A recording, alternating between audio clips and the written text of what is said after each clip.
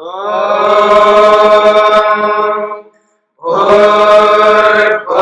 स्वः तत्सवितुर्वरेण्यं भर्गो देवस्य धीमहि धियो यो नः प्रचोदयात्।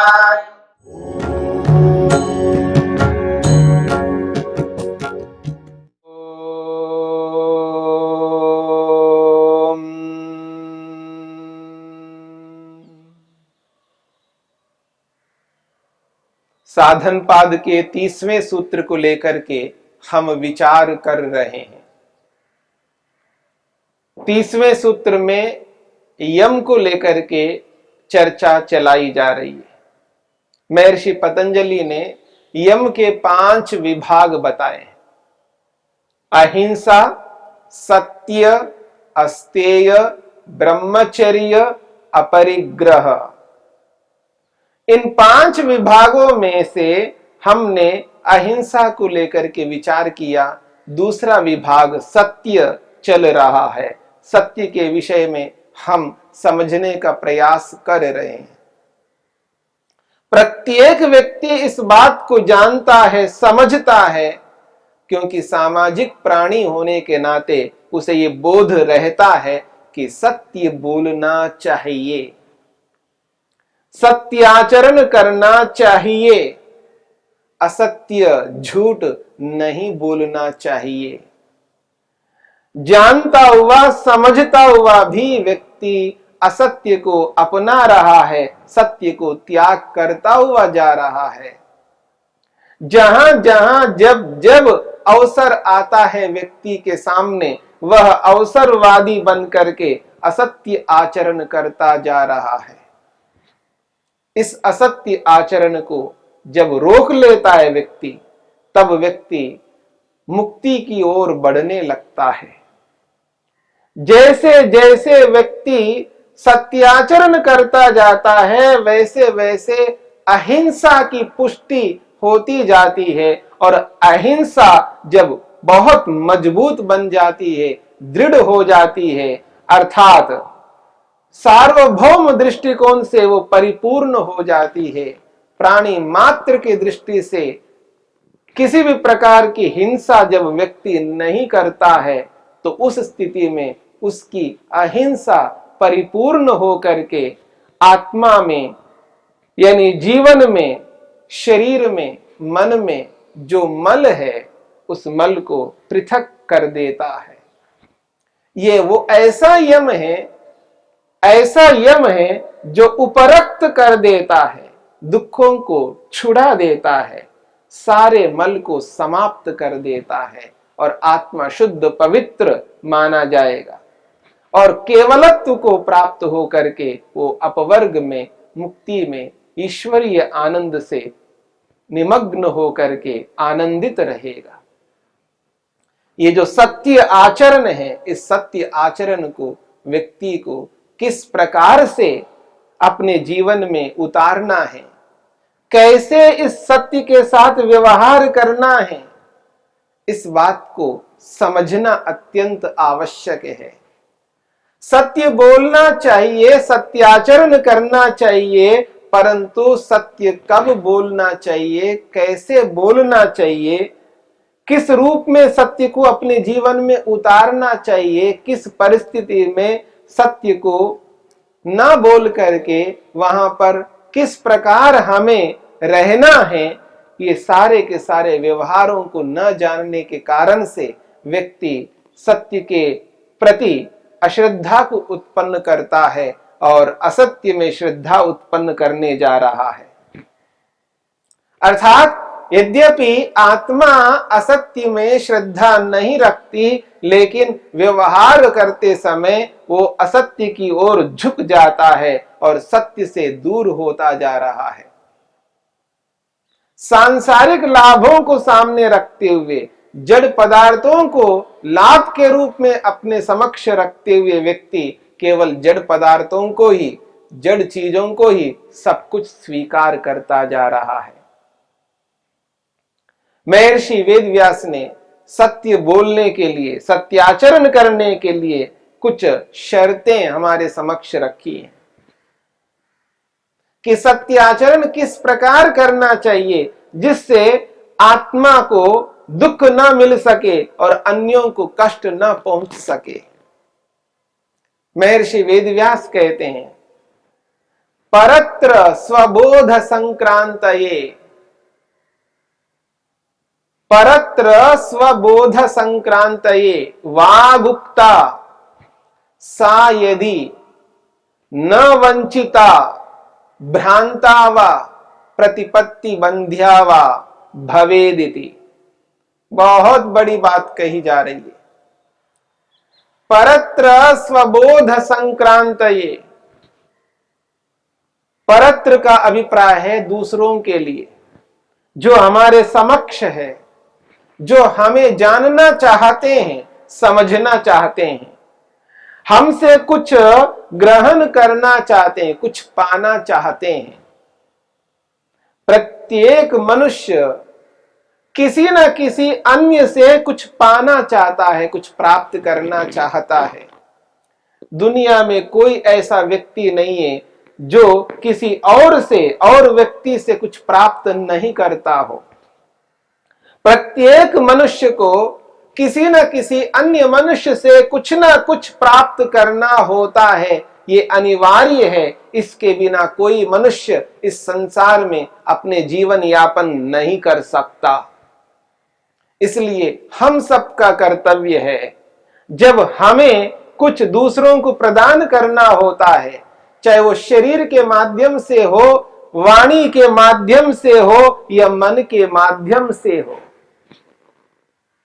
मन से भी सामने वाले के प्रति ऐसा प्रदान करना है, ऐसा देना है जिससे मेरा स्वयं का मन प्रसन्न रहे, शांत रहे, चंचलता से रहित रहे, एकाग्र रहे, मन की खिन्नता न रहे। इसलिए मन से भी अच्छा प्रदान करना है, इसलिए मन को भी जोड़ा है। जब व्यक्ति किसी को कुछ देना चाहता है तो मन से भी देता है, पहले मन में लाता है।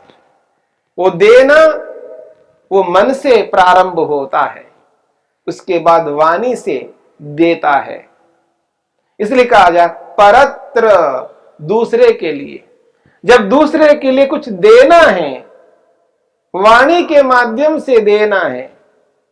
क्या देना है? स्वबोध संक्रांतये, जो स्व अपने को बोध हुआ है, जो अपने को जानकारी मिली है, स्वयं को जो बोध हुआ है, स्वयं को जो प्रत्यक्ष हुआ है, स्वयं को जो अनुमान के द्वारा जाना गया है, स्वयं को अनुमान से जाना गया है, जो प्रत्यक्ष किया है और जो हमने अनुमान किया है।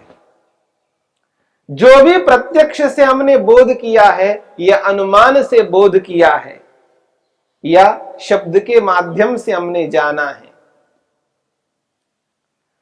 तीनों के माध्यम से जो बोध हमने किया, जो जानकारी प्राप्त की है, उस जानकारी को, उस बोध को संक्रांत दूसरे के लिए, सामने वालों के लिए, उस बोध को पहुंचाने के लिए।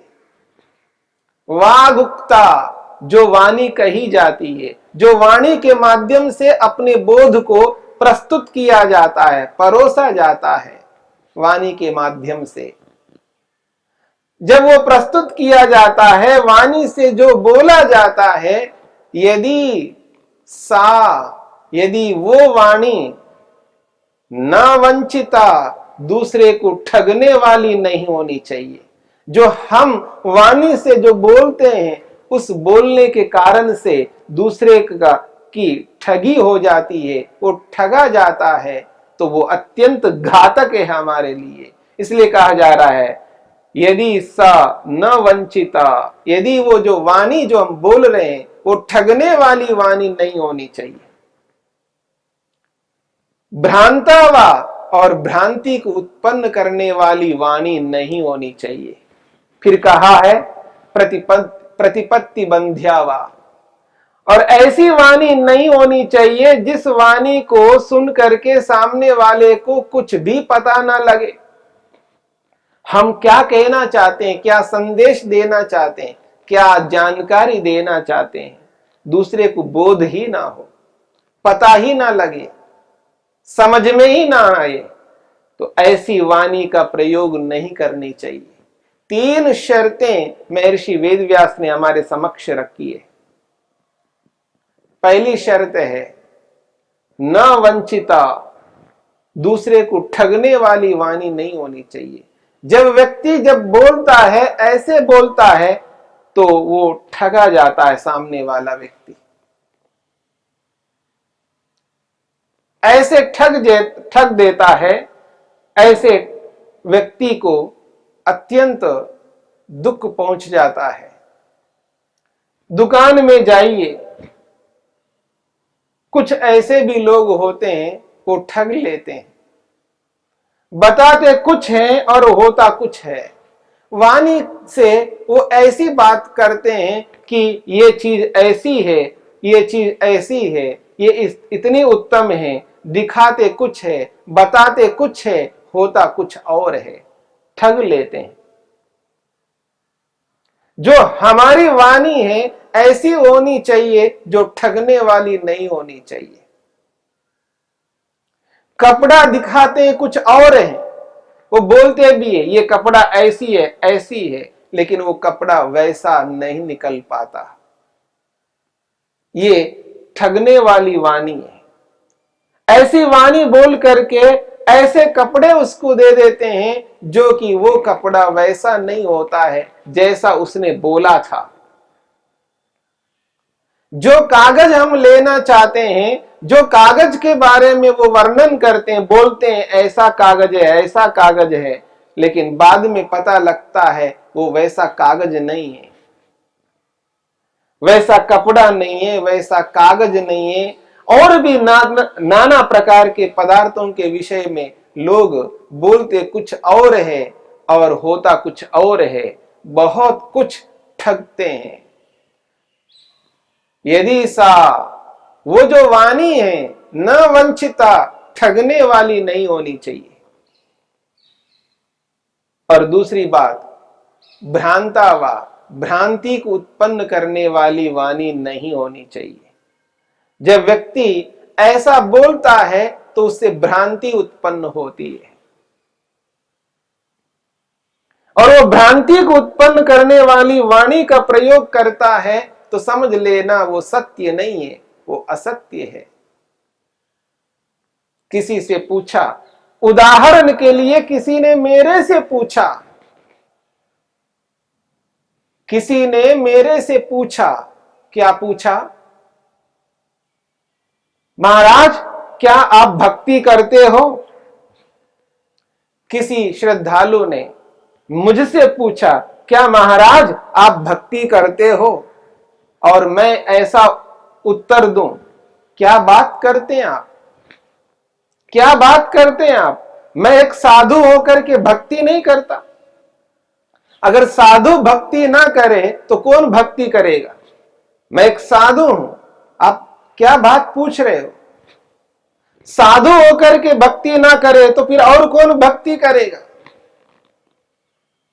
एक साधु से एक व्यक्ति, एक श्रद्धालु पूछे, क्या महाराज आप भक्ति करते हो? उसे उत्तर ये देना चाहिए, हां मैं भक्ति करता हूं अथवा नहीं करता हूं।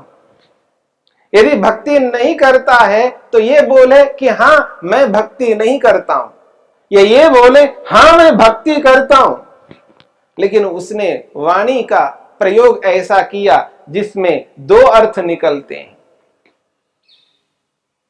अरे आप क्या बात करते हो?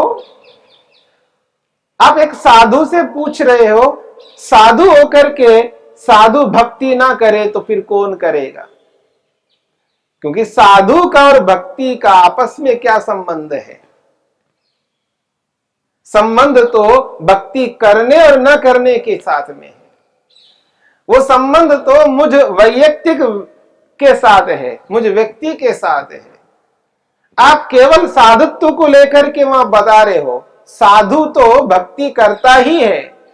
यदि वो साधु है तो भक्ति करेगा, यदि वो साधु नहीं है तो उसमें कह नहीं सकते वो भक्ति करे या ना करे। पर मुझ व्यक्ति से पूछा जा रहा है, साधुत्व को लेकर के नहीं पूछा जा रहा है। हाँ, यदि कोई साधुत्व को लेकर के पूछे, क्या जिसे साधु कहते हैं, जिसके अंदर साधुत्व है, क्या वो भक्ति करता है? बिल्कुल करता है। जिसमें साधुत्व है, साधुपना है, वो तो भक्ति करेगा, तभी तो वो साधक है, तभी तो वो साधु है। पर यहां साधुत्व से नहीं पूछा जा रहा है, साधु के रूप में दिखने वाले मुझ व्यक्ति से पूछा जा रहा है। तो व्यक्ति से पूछा जा रहा है तो वैयक्तिक उत्तर देना है।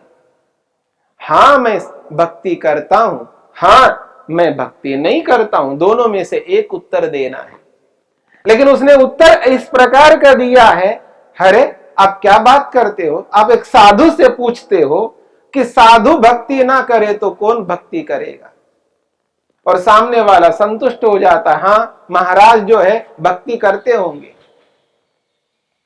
यह है भ्रांति को उत्पन्न करने वाला वचन है। ऐसी वाणी का प्रयोग नहीं करना चाहिए जिससे भ्रांति उत्पन्न हो। ऐसे वचन में दो बातें हैं, भक्ति कर सकता है, नहीं भी कर सकता है। इस प्रकार की वाणी का प्रयोग यदि व्यक्ति करता है तो उसको सत्य नहीं कह सकते। सीधा उत्तर दो, क्योंकि आपसे सीधा प्रश्न किया जा रहा है, क्या आप भक्ति करते हो?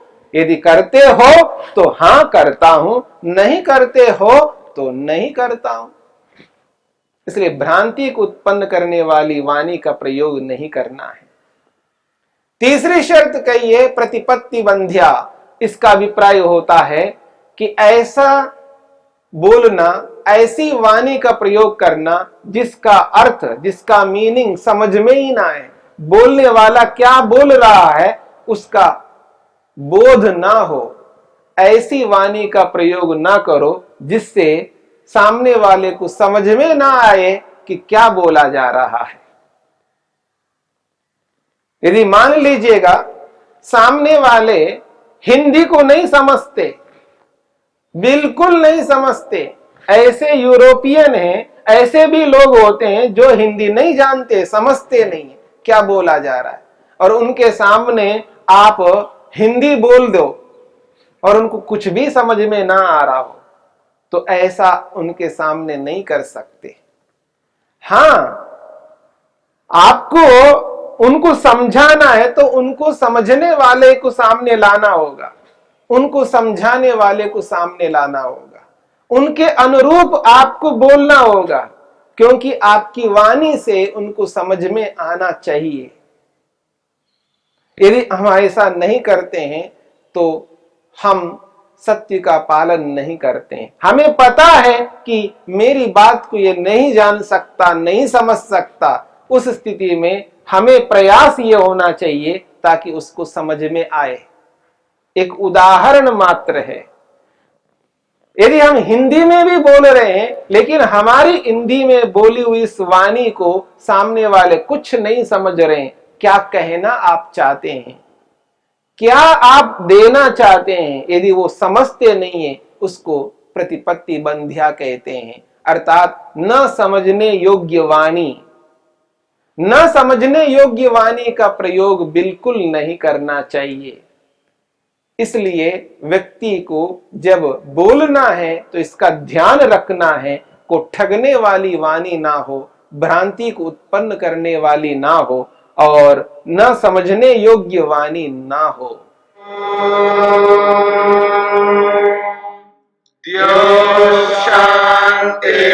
शांतिरंतरिक्षं शांति पृथिवी शांतिरापः शांतिरोषधयः शांति वनस्पतयः शांतिर्विश्वे देवाः शांतिर्ब्रह्म शांति सर्वं शांति शांतिरेव शांति क्षमा शांतिरेधि। ओम शांति शांति शांति।